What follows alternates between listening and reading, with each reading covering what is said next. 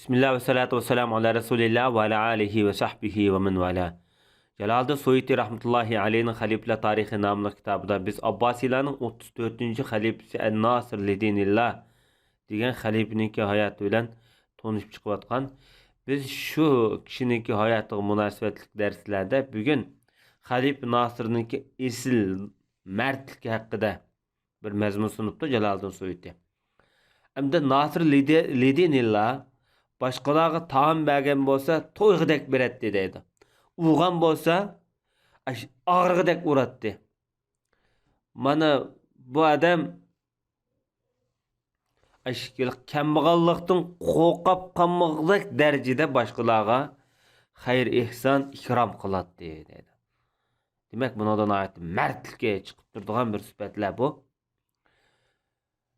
Bir Şatut ilip dedi bir adam Bağdat keptide. Bu Şatut Kul huvallahu ehadni okuyalaydı ki. Buna Hindistan'dan kelgan adam bulup bunu halifeге soğat qilma deb ekip. Lekin bu et ülep qaptı da. Şuna bu adam bu qanda qılamı deb nima qilishini bilemey turuşuğa padişahın yani halifeninki şu köplerini salıdığan çidirlerini salıdığan hemde Aram xanığı mesul bir adam kelip Şatutun bering depdi. Bu adam yığılып durup akşam ülep kaldı degendikin ülep kalganligini bilimiz depdi. Şunun bilen halife sana qanchalik pul berer deb o'ylaganding deb bu qushning egisini so'rabdikan. Bu adam 500 dinar beremiki deb o'ylagandim debdi. Bu elçi man alama 500 dinar pulni 500 tilla hamda shu vaqtdagi. Bunu halif san evetken senin halingni aş Hindistandan chiqib bo'g'ichi bilib bo'lgan debdi. Demak, bu adam shu ra'yatniki, fuqarolniki uşaq, cho'ng, kichik hamma ishlarni bücürükçü biladigan halif ekan. Demak, buniki 47 yıl hakimiyet beşide oltağan 47 yıl devletni çın tutup durgan adam bu. Demak, buniki jasuslari, chaparmanlari, boshqa davlatning mücür büjaylarida jiq odamlar ko'p degan bo'ladi bunoda. Hamda bir Mavran nahrlik bir faqihninki itining vaqaligi ve şu jarayonda bo'lgan bir qism ishlar haqida. Sadr Jahon deydigan bir odam bo'lib, bu Bag'dodga ma'bduda o'zidan bir nurg'un faqih ulamolarni ilib. Bu ulamolarning ichida shu Samarqanddan chiqqan vaqtida bir chiroyli bir ot chilan to'riqqa minib chiqqan bir odam bor ekan.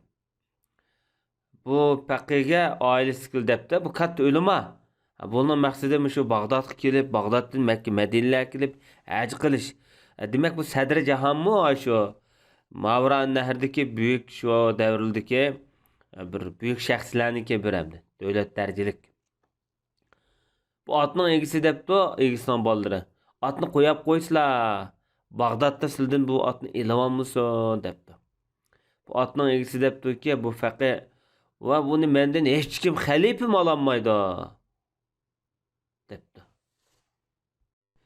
Lekin bir qism sezgir chechen odamlarni Bağdat kirgan zamatlam urib otni el olishga buyruq tushiribdi-da, qisqacha qechib ketishini buyuribdi. Degandek ashta qilibdi. Bu yerda azaq suiqasd bo'layotgan o'xshaydi. Bu faqih nurg'un odamlarga dard alam to'kibdi, hech kim gapini anglamabdi. Şundan bu da hacıga ketib, hacdan qaytashida Sadr Jahonning do'stlariga ton tartuqlabdi. Hatta heliq faqihimi ton tartuq beribdi, podshoh, xalifa. Bu odamga o'zining itining ustida oltindan to'qilgan chiroyli bir ega, onun bilan birga og'amchi balvoq deymiz.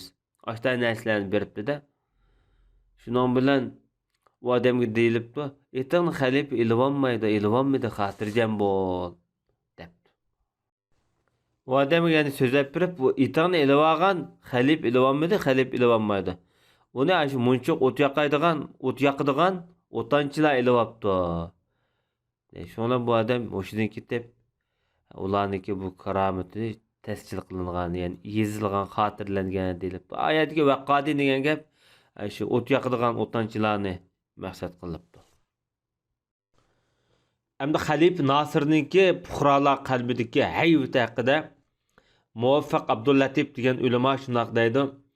Nasır nata hayvetlik bir xil surva adam bulup qalb adamlarninki qalbida bir xil hurmati suri nata bak küçük iti deydi. Hatta Hindistan, Mısır tarafdaki adamlarmi xud Bag'dodliklar qo'rqgandek qo'rqaydi deydi. Surva ekanda Xilafetning hayvetini qaytadan canlandırgan adam. Xilafet hayveti Mu'tasim Billah'ның ölümüyle ölgen idi. İkinci qatim Nasır'ның ölümüyle yana bir qatim öldü. Mısır ve Şam taraftaki padişahlar, yurt çoğunları hemmisi Nasır Lidinillah'ның şundaq gepi çıkıp boğucu, hatta ular xilvet tutugan bolsunmu, ular derhal avazını töven kılattı deydi. Hayvet ve hürmet noktasıdır. Bağdat'a bir savdogar kepti. O savdogar bilen bir demiyatninki ait deylik. Oltun, zibzinetlik bir tavarları bak endi. Şuna bu adamdan soraptı başqalar. Bu nersen qana, bu qimmat bağlıq nersen qana dese. Onu tinivaptı. Yok, na nersem yoktu. Belki oğurum dep qaldı bolğay. Şuna onun belgelerini dep biripti. Mında nerse bu degendeki. Onun sani, rengi, türü hemmin dep berse teximi teni ammay turupaptı da. Şuna onunğa bunun alametlerden dep sine bir palani türük bir kulun batdı. Onunğa bir açığın geldi. Şunu olan bunu bir deniz yaksığı apırıp demiyatta, xilvet yedi. Onu öldürüp ve kömbette, onu hiç kim bilmedi, depti. Evvelden qaraganda bu şu adamның oğulgan näsi boz gerek hemde. Undaq emaslik mi turdu Saudiga ama şu kulunu öldürüytipdi de hemde açıqlap türk kulunu. Bu meseleden nimeni düşünmemiz degende Nasır Lidinillah razvetçilarning ait köp qo'yganligi chiqib turdi davlatga. İbn Neccar degan ulamoning deyishicha, bütün sultanlar, podsholar Nasırga bo'ysungan, bosh ekkan. Hammasi buningki taoitiga, ya'ni muxolifatchilarmi buningga bo'ysungan deydi. Hatta haddidan oshiradigan, ezvalaydigan zolimlar hammasi bo'ynini töven qilgan. Bunun qilichi bilan zolimlar baş ekkan. Düşmanları yengilgan. Qo'llovchilar ko'paygan. Nurg'un shaharlarni fatih qilgan, nurg'un davlatlarga ega bo'lgan odamdir. Burunqi Abbosiy xaliflar, podshohlari qilib boqmagan ishlarni qilgan debdi. Andalus shaharlarida, Çin shaharlarida xutba o'qilgan debdi. Andalus hozir İspaniya, Portugal taraflar. Çin deyishda bu shu saddi Çin sepillig'ichi degan ma'no maqsad. Hem bu devirler asasen Nasrullah devri Qarxallarniki en ahırkı peytler, hatta Qarxallar g'ulg'an peytler. Bu yani Qarxtaylar egalligan vaqtlar. Ta Çingiz chiqay deb turgan peytler, yani Qarxtaylarniki zamanı hemde. Bu Abbasiler cemaatinin yolvas şeri edi deydi. Onun hayvetinden tağlar yaralatdı. Onun beden kurulması nayet güzel. Özün ahlak nayet mulayim, nazik adam. Özü bekme çiçen adam idi dedi. Tili pasahatlik, bayanı ruşen. Onun nayeti cayığı tekken tahmiller ba, oy fikirler ba. Sözleri başqalarının itibarına erişidigan mandaq adam edi. Bu adamның zamanlar, əsrlər yüzdəki bir çıraq, fəxr tacistiki bir durdan edib. Münasibətli adamda. Bu sel aşurumraq geplər hamda şundaq bolsunmu? Bu adamның zamanı bir xil tinchlik, davlat qalayimqanchilikdan sel qutulgandek turdi. İbn Vasil degan ulamoning deyishicha Nasir noiti Batur noiti bir xil mardona adam edi. Fikri noiti o'tkir, to'g'ri, aqli komil, tampon da ayajanmi yo'q uningda. Uning ustiga noiti ilm fikri to'la, bakchichen zirak adam. Bunun şu Irak'ta bütün memleketler tarafında bunun haber yetkizgan adamlar var idi. İşlerinin inçike nazik taraflarını mı bilip bunu göz tutup duratdı dedi. Hatta özünki haberçileri mesela haber yetkizip Bağdat'ta bir adamın haberini yetkizipti. Bu adam bir toy kıptı da hem de bu kişilerini çakırıp mimar kılıp. Mimaldan burun özün kolunu juvaptı. Hatta muş gepni mi? Muşta bir adam bana dep yetkizipti. Bu haberci Nasır'a bunu gösterip bunun cevabıga Nasır mundaq dep yazgan dedi.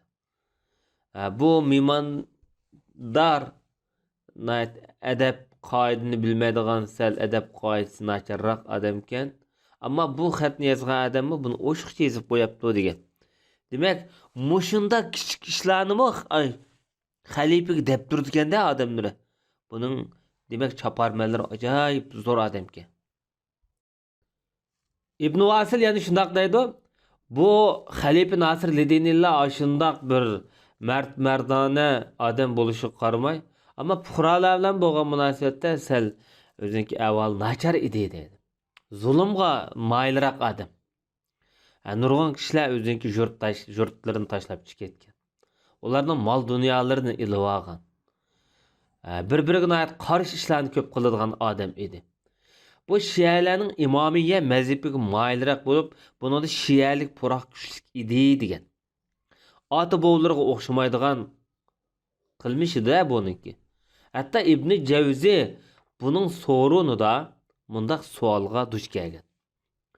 Payg'ambar Aleyhissalatu vesselamdan keyin eng yaxshi odam kim o deb savol so'ralganda İbnul Javzi javob berib, ularning eng afzal yaxshisi payg'ambarimizdan keyin kimning qizi shuning ayoli bo'lsa, mana shu eng yaxshi degan. Yani demak bu yerda Abu Bakr haqiqatan bek yaxshi deb aniq deyolmagan. Qo'rqib, ansirab. Bu yerdagi bu so'z kimning kimning amirida bo'lsa shu yaxshi degan gap. Buna aqlliq, ziraklik bilan bergan javob. Xalifa ma deb qo'ydi. Buningda maqsad Fatima Alininki ayol emasmi? Ali maqsad qilinibdi deyishi mumkin. Amaliyotda ko'nglida Ibn Javzi inshaalloh Abu Bakr demoqchi bo'lsa kerak. Chunki Ayşe annemiz Peygamber sallallahu aleyhi ve sellem'in ayali. Yani kızı, yani kimnin kızı şunun emirde olsa şu yaxşı edi. Hatta Ömer ibn Hattab bir maksat buluşu mümkün. Ona deyik ki. Osman maksat kılınan buluşu mümkün. Hazret Ali maksat kılınan buluşu mümkün ahirki cevapta. Demek bu sual arkalık bu adam bu yerde Dərcik bölüp 4-5 adamni Peygamber sallallahu aleyhi ve sellem'nin hadisinde kelgan şekildeki reviş boyunca cevap beriyotdi. İbnul Asir şundaq deydi. Bu İbnul Asir El-Kamil fi Tarix namlı kitabını yazgan meşhur tarixçi bu adamı. En-Nasir Ledinillah'ның tercümahali sel naçarraq. Bu adamniki zamanısında Irak'ta nurgun işlerini bu adam payda qilgan. Burun bo'lib boqmagan ishlarni qilganda, ya'ni xarab bo'lgan demekçi. Sebebi bu mal dunyoni egallaydigan yoki boj siliqni jiq qo'yib shu shaklda nurg'un kishilarning mol dunyolarini ilib olgan bir ishni qiladi uning aksini qiladi o'xshamaydi-da. Undan boshqa bu odam miltiq atadigan qo'yva andin shu kaptaga bakrak amroq kaptani jiq boqadigan. Bu hamda siyosatchiga bir davlat arbobiga yoqmaydigan bir ishlar hamda bu. Bu yerga miltiq degani bizniki zamonimizdagi beshatta yoki hozirgi davrdagi miltiqlar emas. O davrda bu hozirgidek bunday qilib o miltiqlar munoyat kam tepilishi mumkin. Balkim bu shu davrdagi hamda hozirgi keyingi miltiqlarningki dastlabki bir turlari bo'lishi kerak. Buni küçük balının oyan tapanç sistemde şuna o'xshashroq bir o'yanchiq shakldagi miltiqlarda bu. Shunga buni ayblagan bo'lishi mumkin bu so'zda. Muvaffaq Abdullatif shundoq deydi. O o'ziniki shu viloyat, ya'ni xalifalik mezgillarida hadis rivoyat qilishlarga mashg'ul bo'lgan. Bu odam men ijozat berma, bu dars anglaganlik ijozati berma deb bir qism nuvvoblini, ya'ni o'zing bir xalfatlarni tiklab qo'yganda, yana boshqalar ashunda anglaydi. Avval ma xalfati buni da anglagan. Bu xalfatlardan boshqalar anglaydi. Bu orqali ijozat berdi. Bu xalfatliga bu odam oylik maosh bekitib bergan. Podshoh o'limalarga ijozat yezib bergan. Bir 70 hadis toplangan bir kitobni to'plagan bu odam. Halabga borgan, Halab kishilar bu odamdan anglagan. Demek bu o'ttir xilofatning o'ttir mezgillari, ya'ni hijriy 600 yillarga to'g'ri keladi-da. Shu paytlarda mana shu ilmiy xizmatlar bilan shug'ullangan deydi. Hatta İmam Zahabi rahmetullohi alayhi shunday deydi, Nasir Ledinillah bir qism davlat arboblari mashhurlarga ijozat bergan. Buning nomida bular hadis rivoyat qilgan. Ibn Sukayna, Ibnul Ahzar, Ibnun Najjar, İbn-i Damagani qatarliq ve ondan başka ulemalar. Bu isim zikir kılınan bu ulemalar şu devrinin kattı büyük ellamilere. Ebul Muzaffar İbn-i Cevzi'nin nevrisi ve ondan başka ulemalarının yetişçe Nasır'ın özünün ahir ömründe köz acizlip qalgan. Hatta közü bütünley kömesi olap qalgan deyilgen. Puralardan bunu hiç kim his qilmagan deydi. Hatta vezir uydikilerimi bilenmegen. Çünkü bunun bir dediki bo'lib, bu dedekke bu özü xat yezishni evet ügetken. Chiroyli xat yezishni. Şu xalifidek lam xat yoza oladi ekanda bu qizola. İmzalanim aşta qo'ygan, aşta yozgan. Yani demek bu nayt zerek podshoh ekan, xalifa ekanda. Müşta işlemi özün acizliğini başkalarına bildirmeydiğen. Şemsuddin Cezeri'nin deyişçe Nasır içidiğen suni şu ulaqqa atıp Bağdat'ın yuqori tarafdan 7 parsaq bu xili 40-50 kilometrga şu yerden ekiletti deydi. Bu kunda bunu 7 qatim qayntatdik bu suni. Ondan qachiq 7 kun ep qo'yatdik so'g'ilag'a. Ondan ish etdi. Mushunda avvallar bo'lib o'lmagan bu. Lekin bir kunsi narkoz qildigan, ya'ni ufultidigan, okul urdigan avval bakanda doktorlar shu vaqtida. Shu odam buning birini chiqitdim, shu narkoz dorisini ichgan deydi. Shuna buniki zakirini jinsiy a'zoyini yerib bunun bir taş varkende şu taşını çıkarıp etken. Şunun sebebinden yakshanba günü ölüp ketken. Ramazan'ın en ahırkı peytide. Bu 622 yıl boğan vaka idi deydi. Endi bu En-Nasr Ledinillah özü nurg'un jihatlerde bu kishiniki ortiqchilik bo'lishidan birga kamchiligi bor. Buni so'zlab o'tdik-da. Bu odamniki yani şeriat jihatdan yani inchga she'rlarni yoza oladigan bir kishi ekanda. Bu odamniki Yomin ismli bir xizmatchisi bo'lib, bu o'zinki xo'jayinni, ya'ni xalifani ayblab, koyib bir xat yozibdi-da. Xat shunda ko'ziga atib, tövendek qurlarni jijilagan bu odam. Bimey yemunnu yumnu sumnu yumnin sumunu degan. Buni aytdi, qofiya jihatdan, ma'na jihatdan bakilqi hem mezmunluq hem şekli cihati ilip bitqa vaqtida tepishmoq şekillik she'rimda. Bunun ma'nosi yo'mun kim orqaliq ne'matga erishidi yoki saxovatga erishidi? Kimning chirg'i bilan yo'raydi bu? Yo'munning bahsi 8 dan 1dir degan gap. Yana buni demoqchi bo'lgani, uni bir tarafdan aqltish, bir tarafdan uningga sen kaygan bile, yani şu mening davlatimni ko'rsat degandek bir xil ishoratlik ma'no berilgan bir she'r. An-Nasir lidinillah xalif bo'lgan vaqtida Sultan Salahiddin Ayyubiga to'n bir qism yorliq va bu odamni sulton deb e'tirof qilgan yorliqnoma vatibdi. Sultan buningga xat yozib mundaq debdi. Sultan Salahiddin Ayyubi xizmatchi valillahil hamd debdi. Men bir xizmatchi demakda bu yerda. İslamdagi bo'lgan afzaliyat ahvollarni, ya'ni birinchiliklarni sanab o'tib, Abbosiylar davlatiniki va qizoqlarni. Abu Muslimil Xurasonining afzalligini sanag'ili bo'lmaydi debdi. Nemishqa? Abu Muslimil Xurasoni degan Abbosiylar davlatining qulg'a adam bu. Asosliq davlat mushadamniki zimmisida qurilgan. Kim buni Abu Ja'far al-Mansur o'ltirib etgan. Bu davlat xiris deb. Ondan biz haqiqiy xalif bo'ldik degan buni o'ltirgan vaqtda. Bu kishining tarjimasi boshida o'tgan-ku. Chunki u deydi, buni bizlik afzaliyat, ya'ni davlat xizmat ko'rsat deb qaramaymiz. Chunki bu boshdan aytdi bizga yaxshi muomala qilgan, bizga ixlos qilgan, sadoqatmanddi. Ammo keyin o'zining ko'ngildagini yo'shug'an, ya'ni isyon qilgan.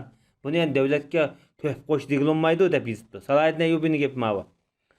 To'g'rilbekningki oxir qilgan ishni biz afzaliyat deb qaramaymiz. Chunki u boshda nusrat berdi davlatga. Ya'ni bu vayhiy shialardan qutqizib, oxirda yani davlatni tashlab qo'ydi yoki xalifani nazarband qo'yib qo'ydi.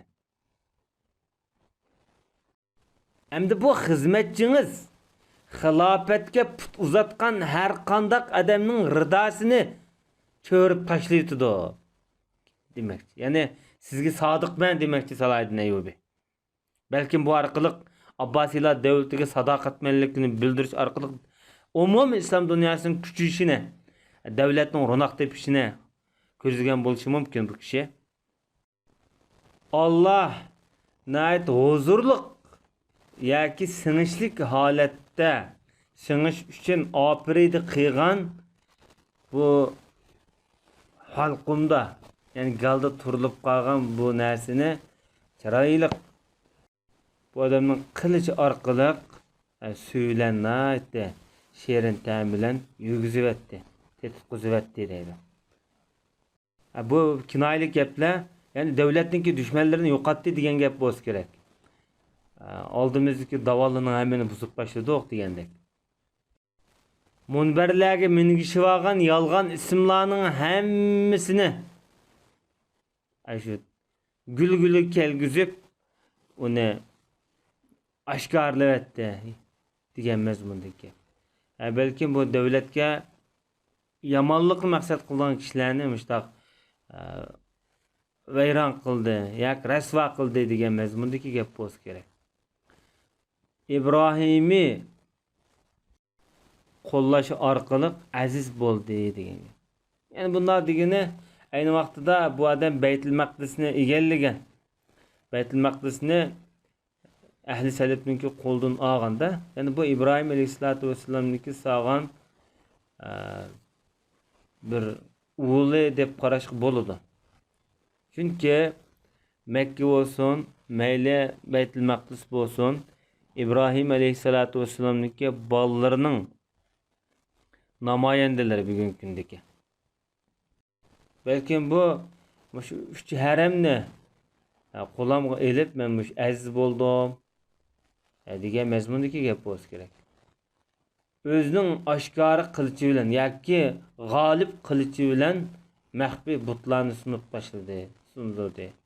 Bu degani davlatga shu suiqasd qiladigan maxfiy odamlarni yoki fursat kutayotgan kishilarni shuni yo'qotdi degan bo'lishi mumkin. Yani İslamiyet'in güllenişini xalamaydigan kishilarni yo'qotdi degan mazmunni o'z ichiga oladi. Bugungi darsimiz müşahidçi bo'lgan va sallallohu alayhi nabiyina Muhammad va ala alihi va sahbihi ecmaîn.